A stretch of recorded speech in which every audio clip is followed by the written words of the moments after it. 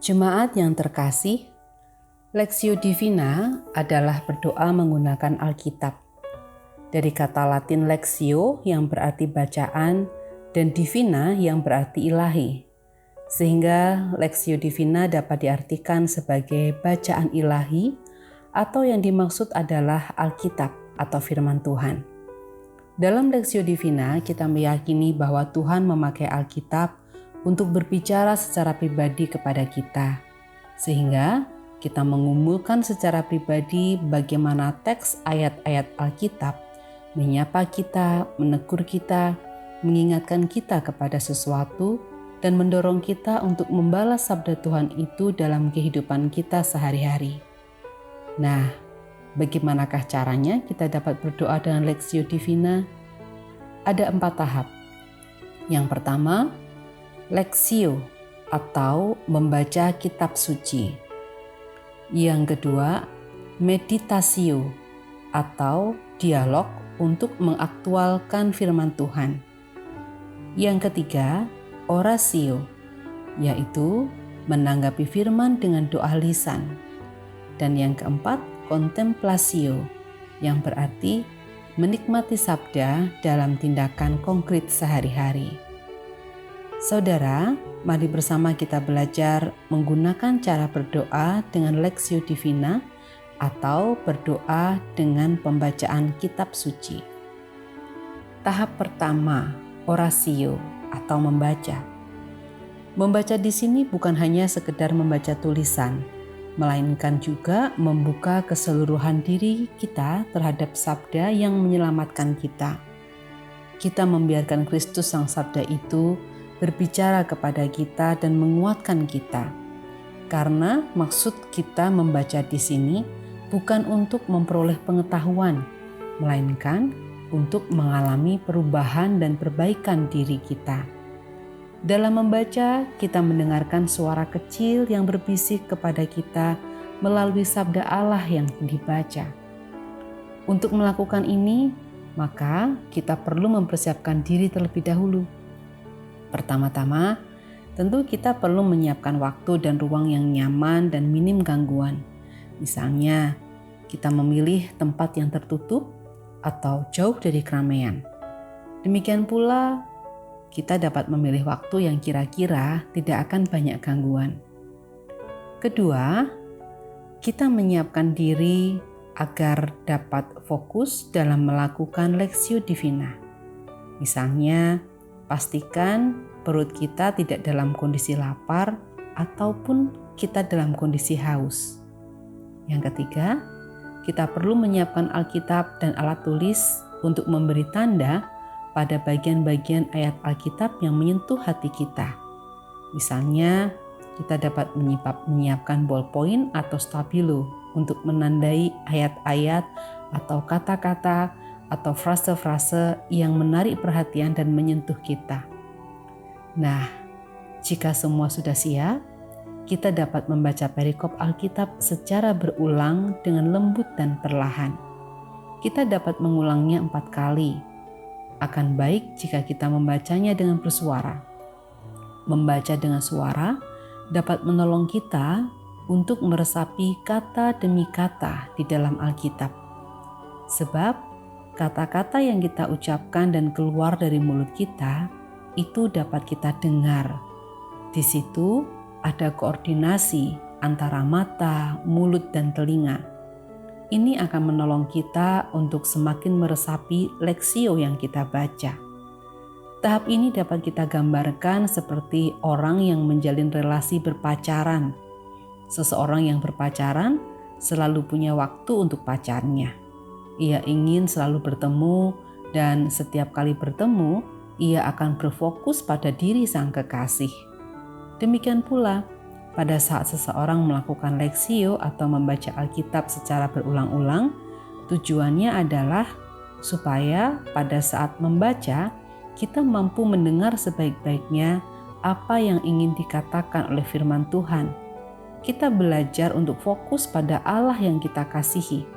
Dengan demikian, apa yang dibaca semakin dipahami dan disadari, semakin diselami. pada saat itu juga kita dapat merasakan sapaan firman Tuhan dalam hati kita. Ketika kita sudah sampai pada titik ini, yaitu menemukan inspirasi dari firman yang kita baca, maka pada saat itu juga Lectio Divina berjalan dengan baik. Sekarang saudara-saudara, mari kita berlatih untuk tahap Lectio. Mari kita siapkan terlebih dahulu peralatan yang kita gunakan. Kita akan membaca dengan belajar melalui Lectio Divina dengan membaca Injil Matius 5 ayat 44 sampai dengan 48. Tetapi aku berkata kepadamu, kasihilah musuhmu dan berdoalah bagi mereka yang menganiaya kamu. Karena dengan demikianlah kamu menjadi anak-anak Bapamu yang di sorga, yang menerbitkan matahari bagi orang yang jahat dan orang yang baik, dan menurunkan hujan bagi orang yang benar dan orang yang tidak benar. Apabila kamu mengasihi orang yang mengasihi kamu, apakah upahmu? Bukankah pemungut cukai juga berbuat demikian? Dan apabila kamu hanya memberi salam kepada saudara-saudaramu saja, apakah lebihnya daripada perbuatan orang lain? Bukankah orang yang tidak mengenal Allah pun berbuat demikian? Karena itu, haruslah kamu sempurna, sama seperti Bapamu yang di sorga adalah sempurna. Nah, ini adalah pembacaan Matius 5 ayat 44 sampai dengan 48. Kita dapat mengulang bagian ini beberapa kali atau setidaknya 4 kali. Setelah kita membaca berulang-ulang, kita dapat menemukan kata-kata yang menyentuh hati kita. Misalnya, kita menemukan kata-kata kasihilah musuhmu. Kalimat ini menyadarkan kita, oh ternyata saya punya musuh. Ada orang-orang yang membenci saya. Sebaliknya, ada pula orang-orang yang saya tidak suka karena perilakunya. Ayat ini juga mengingatkan kita bahwa tidak semua orang menerima kita. Sebaliknya, tidak semua orang dapat kita terima, dapat saya terima. Hal ini perlu kita akui secara jujur di hadapan Tuhan. Kita perlu jujur pada diri kita sendiri. Kita tidak perlu menyangkal meskipun hal itu menyakitkan. Namun kebenaran firman Tuhan mengatakan di sini, kasihilah musuhmu dan berdoalah bagi mereka yang menganiaya kamu. Saudara, sampai di sini tahap Lectio dapat berjalan dengan baik. Ada inspirasi yang saya dapatkan, yang saudara dapatkan. Firman Tuhan telah menyentuh saya, telah menyentuh saudara. Sekarang saya akan melanjutkan ke tahap berikutnya, yaitu meditasio. Dalam tahap ini, frase dari teks yang menarik hati kita ulang-ulang kembali. Lalu, biarkan kata-kata itu berinteraksi di kedalaman diri kita. Seperti seseorang yang sedang makan. Dalam tahap ini, kita mengunyah-unyah firman yang kita dengar. Firman itu diolah dalam akal budi kita, diresap-resapkan sampai kemudian terhubung pada hati kita. Kita menemukan jawaban atas pertanyaan, apa yang Tuhan sampaikan untuk diri saya? Nah, dalam merenung itu, tekanan bukan pada analisa teks, tetapi membuat pikiran dan hati kita terbuka, serta membiarkan Roh Kudus menginspirasi arti dari teks itu. Sekarang saya akan memberikan contoh pada tahap meditasio.